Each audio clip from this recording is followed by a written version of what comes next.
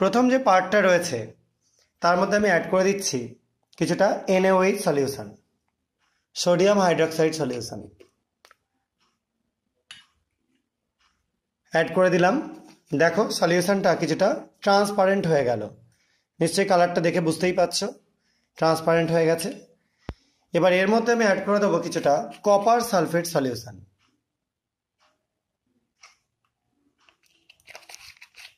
দেখো সলিউশনটা যোগ করবার পর কপার সালফেটের যে প্রেসিপিটেটের মতো পড়লো, যেটা কিউপ্রিক হাইড্রক্সাইড, তার কিন্তু কালারটা আস্তে আস্তে দেখো চেঞ্জ করছে।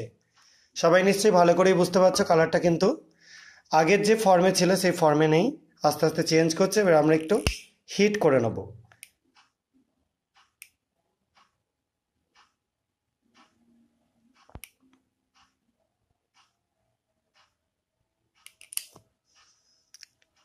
এবার একটা গ্লাস রড দিয়ে একটুখানি জাস্ট নাড়িয়ে নিচ্ছি। দেখো, দেখতে পাচ্ছ কালারটা পুরোপুরি চেঞ্জ করে গেল এবং যেটা তৈরি হলো সেটাকে বলা হয়ে থাকে বাইইউরেট কম্পাউন্ডস। প্রোটিনকে কনফার্ম করবার জন্য একদম দারুণ সুন্দর একটা কনফার্মেটিভ টেস্ট। এটা থেকে